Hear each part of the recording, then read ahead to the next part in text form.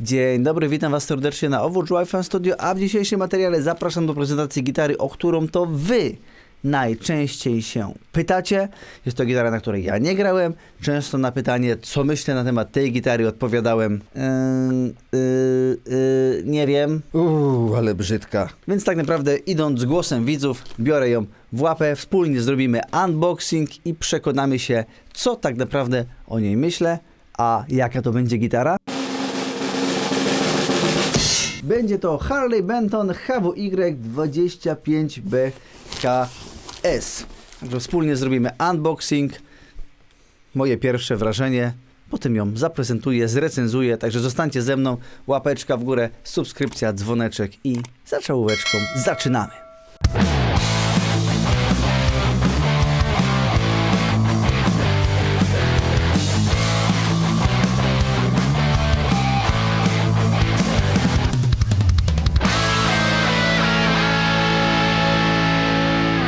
No dobra, no słuchajcie, w trakcie będę robił unboxing i troszeczkę gadał.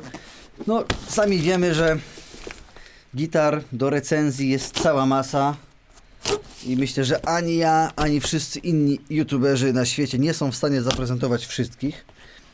Ja bardzo doceniam to, że piszecie do mnie wiadomości, a może ta gitara, a co myślę na temat tej itp. itd. Tutaj nie ukrywam, że głównie chyba za sprawą TikToka najwięcej takich informacji otrzymuję.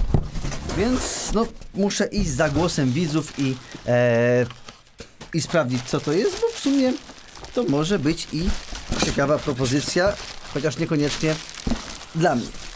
Jest to HWY. No wiecie, że ja bardzo lubię kolorowe gitary stratopodobne lub offsetowe, a czarne gitary średnio mi przypadają do gustu. Co nie zmienia faktu, że to może być dobry instrument, albo przyzwoity chociażby na początek, tyle że po prostu no niekoniecznie w moim klimacie. I o tym się już za chwileczkę przekonamy. Wyjmuję to cudo.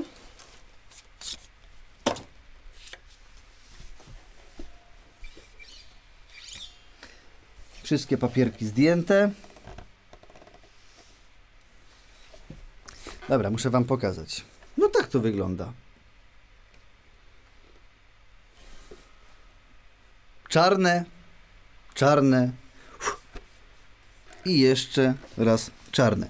Tutaj Wam się przyznam, że ta gitara akurat była kupiona jako bistoczek, czyli właśnie ze zwrotu. Więc nawet tutaj widzę, że jakąś malutką taką ryseczkę ma. To Wam też zrobię zbliżonko. Ale tak to poza tym, no na temat gitar z bistocka już było wiele materiałów, więc możecie sobie obejrzeć. To są czasami gitary ze zwrotu albo z jakimiś lekkimi uszkodzeniami drobnymi, więc ja osobiście, powiedzmy, że tych gitar bistockowych kilka osobiście mam. No dobra. No co, mostek typu tremolo, to samo co w tych innych Harley Bentonach. 2 humbuckery, to jest aktywna gitara w ogóle? Chyba nie. A tak to co słynne matowe wykończenie. Czarna farba wszędzie, czarne klucze, odwrócona główka. No, nie prezentuje się to jakoś tragicznie. To, że to nie jest w moim klimacie, to jest jeden temat, a to, co się okaże, to jest temat drugi. Nie stroi oczywiście w ogóle, więc będę musiał ją nastroić, no i za chwileczkę przejdziemy do dalszej części materiału i podam Wam specyfikację i troszeczkę próbek. One eternity later. No dobrze, i jestem z powrotem. Powiem Wam, że chwilę czasu mi zajęło jakby doprowadzenie tej gitary troszeczkę do porządku, tam jakoś ustawienie menzury, bo nie ukrywajmy, no, że w tych gitarach jest to wymagalne. Jeszcze można byłoby troszeczkę ogarnąć siodełka, ale nie to jest jakby istotą tego materiału. Natomiast chcę Wam pokazać jedną właściwie ciekawą rzecz i wspólnie ogarniemy, o co tutaj chodzi. Jak sobie ją tutaj ogarniałem, to póki co wydawało się pięknie.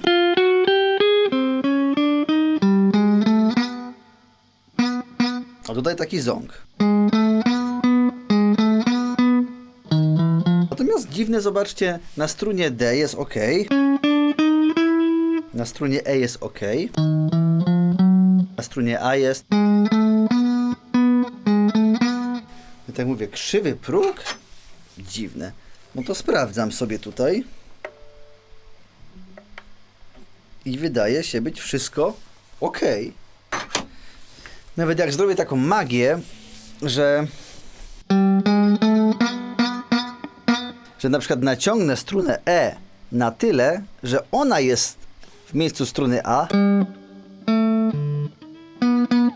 to nie rzężoli. No więc o co kaman? Mam, słuchajcie, podejrzenie takie, że struna A jest gdzieś tam lekko wygięta. To mogą być nawet jakieś setne milimetry.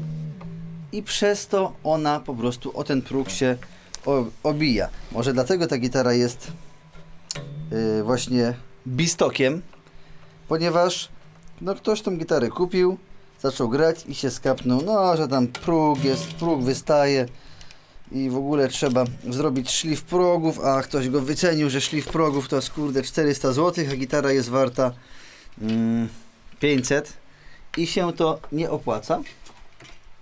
A może to wcale nie to, może to tylko kwestia struny, więc zaraz się dowiemy, o co chodzi, a ten zabieg, jak sami się zaraz przekonacie, trwa dosłownie chwilę, a struna kosztuje złotówkę, ponieważ komplet nowych strun Harley Bentona kosztuje 6 zł, może 7, jakoś tak.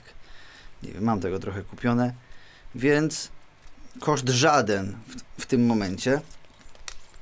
I może się nagle okazać, że taki babol, a jednak jest wszystko na cacy. Mam tu obcinaczki?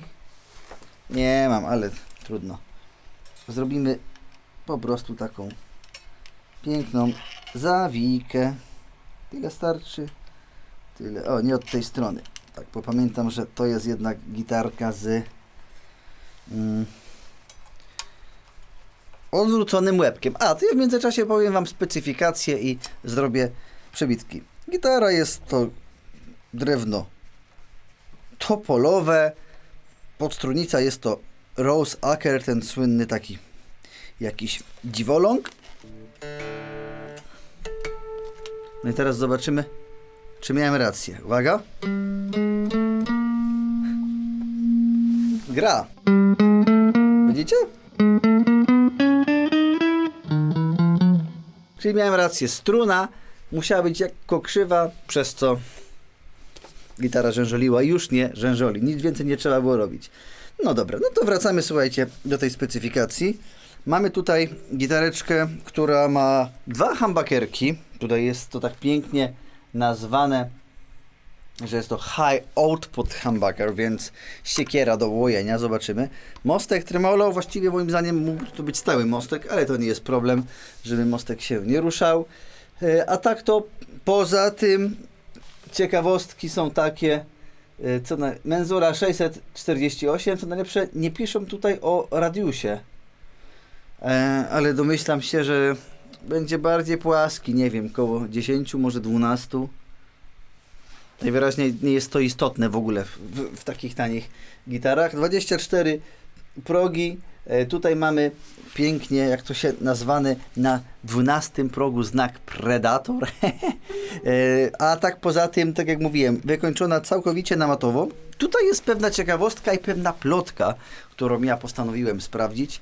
I krążyła pogłoska, że te gitary Harley Bentona, właśnie te wykończone w tych matowych kolorach, czyli totalnie malowane na czarno, są dlatego takie, ponieważ są totalnie po taniości i są to kawałki klejonego drewna, szpachlowanego z jakimiś babolami, ubetkami, który jest przekrywany właśnie przez tą czarną farbę. I ja postanowiłem zrobić eksperyment społeczny, zainwestowałem w gitarę i no może nie przeciąłem ją na pół, ale zobaczyłem, co jest pod spodem. Zachęcam was do obejrzenia również tego materiału. A tak to poza tym, no to cóż my tutaj jeszcze ciekawego mamy? Nic. Ja wiem, co możemy zrobić. Możemy pogadać na temat grubości tutaj gryfu. No powiem wam, że gitarę ja osobiście odczuwam topornie. Nie migaj mi tutaj. Ja gitarę odczuwam topornie, nie jest to totalnie mój kształt. A jak to z grubością? Nie jest źle tak naprawdę. Tu mamy, chociaż jest źle, 23,7 mm na pierwszym progu. Na 12 grubość 24,7. No dość grube. Ja wolę tak jak jest tutaj 23, no poniżej 23, 21, 22. Mi nie leży ta gitara totalnie, ale pamiętajcie, to są moje indywidualne preferencje. Niektórym może leżeć, bo wolą grube kije baseballowe, a niektórzy nie, ale stąd moja opinia. Pytacie się mnie, co ja myślę na temat tej gitary, więc otrzymujecie to, co ja myślę. Czy w międzyczasie strój mi się ustabilizował? No wiadomo, ta jedna struna jest jeszcze do stabilizacji. Ale jeszcze muszę wszystkie w międzyczasie też poprawić. No dobra, jedziemy. Jestem na przystaweczce przy gryfie, a gram na Laneyu IRT Studio podłączonego pod kolumnę Blackstar z głośnikiem Vintage 30. Całość nagrywa mikrofonem Shure SM57.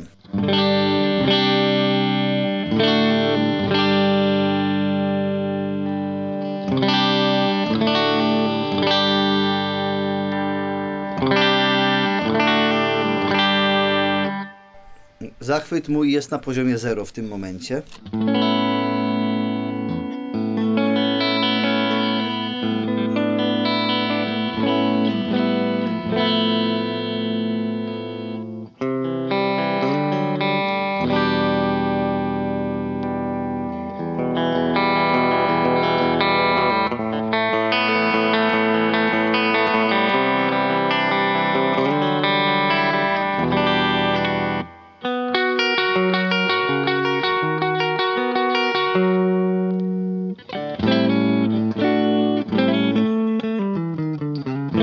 Wiecie, gitara za 5 stówek, więc też nie można wymagać nie wiadomo czego.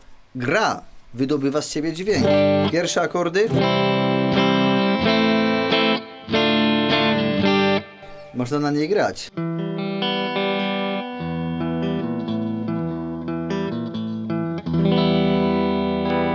Ale totalnie w ogóle. Wiecie, przyjemność manualna kiepska, dźwiękowa kiepska, wyglądowa tragedia. Pamiętajcie, to ja tak myślę. No dobra, nawet nie mam ochoty więcej na niej na klinie grać. Coś tam sobie zobaczyliście.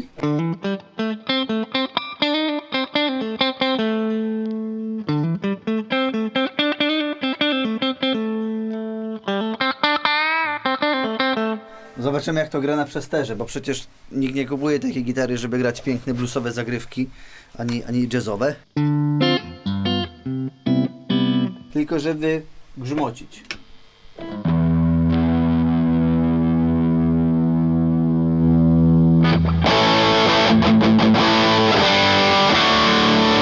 I to już, powiedzmy, zaczyna się robić fajniej, no ale no to też robota wzmacniacza na pewno, nie?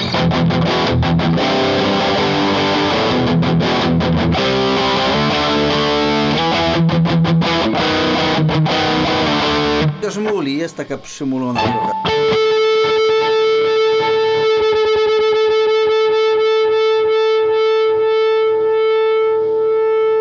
Strój do poprawki.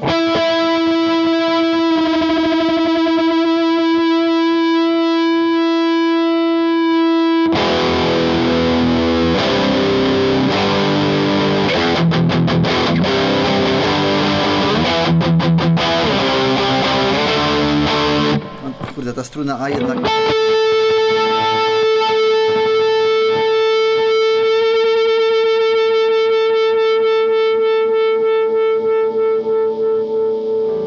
robi robotę, znaczy antyrobotę, to, że tu są dziewiątki, do których ja nie jestem totalnie przyzwyczajony też.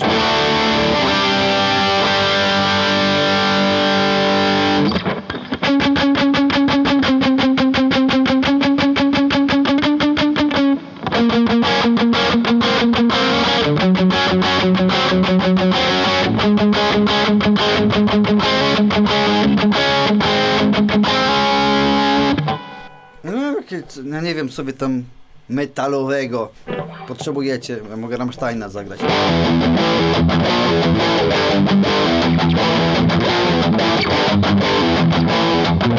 Teraz trochę, nie wiem, mocniej przyłoję.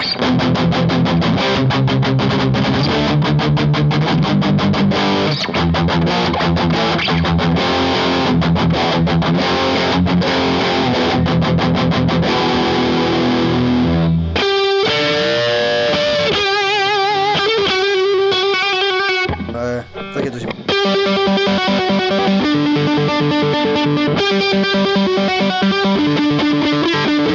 To też Rammsteina też.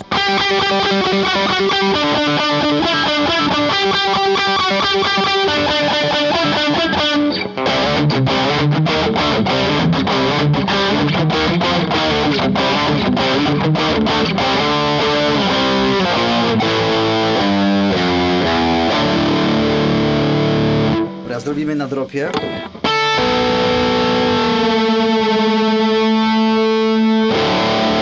Na dropie, czyli przestrajam najniższą strunę do dźwięku D. Dzięki temu mogę grać jednym palcem.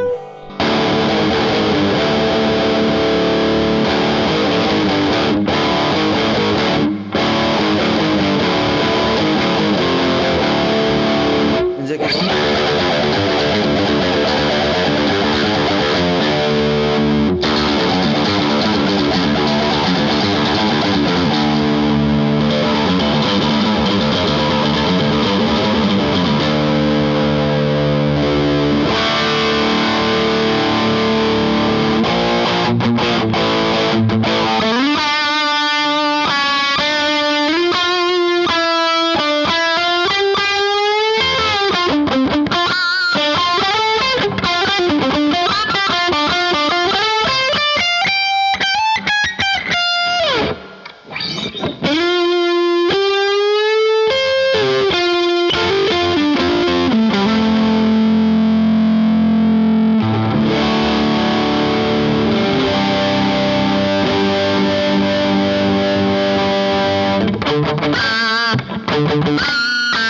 Nawet nie wiem, tam jakichś metalów ciężkich słuchacie, nie wiem kto w ogóle ogląda to.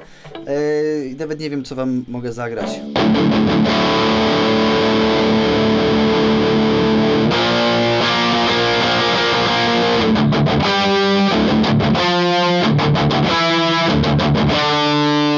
Coś takiego, prawda? No więc jak ktoś potrzebuje coś tam połoić, no to coś tutaj się da.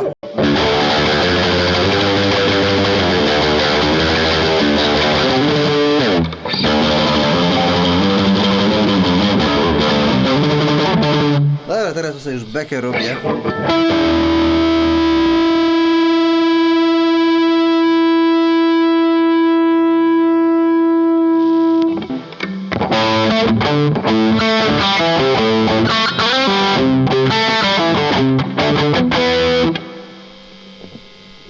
Można grać. To jest jeden z tych materiałów, które nagrywam dla was, ponieważ nie dość, że ta gitara mi się nie podobała wizualnie, jej cena odstraszająca, mimo wszystko powiedzmy, że aby dać jej szansę, ale jak ją biorę w łapę, no to nie. Mi nie leży. Co nie zmienia faktu, że to nie jest jedyna gitara, która mi nie leży. Na pewno jak ktoś mi zada w tym momencie, czy polecam tą gitarę, to powiem nie, ale to ja polecam. Wiadomo, by trzeba było tutaj jeszcze może założyć jeszcze lepsze struny, pokombinować, może zablokować mostek, troszeczkę pobawić się siodełkami. O tym już mówiłem, co nie zmienia faktu, no, że ostatnie materiały, które ja nagrywałem, to były gitary Fryta Guitars, czyli ja na co dzień też gram na dużo lepszych gitarach, więc muszę mieć dystans do tego wszystkiego, ponieważ myślę, że nie jedna osoba początkująca, która tą gitarę w łapę bierze, to by się totalnie podjarała i była absolutnie zachwycona i to, że są jakieś mankamenty, że to nie brzmi tak jak moim zdaniem brzmi dobrze, czy tam bardzo dobrze, to jest temat drugorzędny. Po to są takie instrumenty tanie produkowane, żeby każdy mógł powiedzmy od czegoś tam zacząć i powoli nabrać pewności do tego, czego chce, co poszukuje, co mu jest wygodne, fajne itp. itd. Więc powiem tak, dla mnie nie, ale nie jednej z Was ta gitara faktycznie może się spodobać. Napiszcie bardzo proszę komentarz, co Wy myślicie na temat tej gitary. Czy faktycznie może ją macie, może jesteście zachwyceni i ją kochacie, jest cudowna i wspaniała, czy może mieliście, nie przypadło Wam do gustu. Po to jest ten materiał, abym ja wyraził swoje. I tyle. Jakbyście chcieli ją kupić, to oczywiście wiecie, gdzie ją znaleźć. Dam Wam w opisie link. Co najwyżej, jeżeli chcecie użyć tego linku, to pomożecie też w wspieraniu mojej działalności. No ta sztuka i tak jest moja, bo ją kupiłem i ląduje w sklepie. Jakby ktoś chciał, to może ją ode mnie odkupić, może ją ode mnie wypożyczyć, bo ją może na wypożyczalni też wrzucę. I tyle w tym temacie. Nie będę Wam dłużej czasu zabierał i sobie tym bardziej też. Czasami widzowie fajnie piszą, że no widać, że Ci się gitara nie podoba, bo ten materiał taki średni albo no bez polotu to Twoja gra. I to jest właśnie to, bez polotu. To nie będzie materiał, który trwa 30 minut albo 20 parę, no chyba, że z uwagi na te babole, o których Wam wcześniej mówiłem i cały unboxing. To by było na tyle. HWY 25 zaliczona. Do widzenia. Koniec tematu. Co nie zmienia faktu, że Harley Benton robi wiele mega fantastycznych gitar i kilka tych materiałów jest na kanale, no ale no nie ukrywajmy się, za ceną jakość się kryje. Moim zdaniem spokojnie tutaj nawet dokładając, nie wiem, 150 zł, 100 można kupić lepszą gitarę niż ta, ale po to jest ten materiał. Ale, jak wiadomo, nie każdy lubi pomidorową i rosół na niedzielny obiad. Ja mówię to, co myślę. No myślałem, że będzie to mimo wszystko coś lepszego. Ale nie jest. Tyle w temacie. Nie będę Wam tutaj zawracał głowy. Mimo wszystko dzięki serdecznie, że ze mną byliście. Dziękuję patronom kanału i do zobaczenia w kolejnych materiałach na Overdrive. Fastuny, łapeczka w górę, subskrypcja, dzwoneczek. Dzięki, cześć i pa!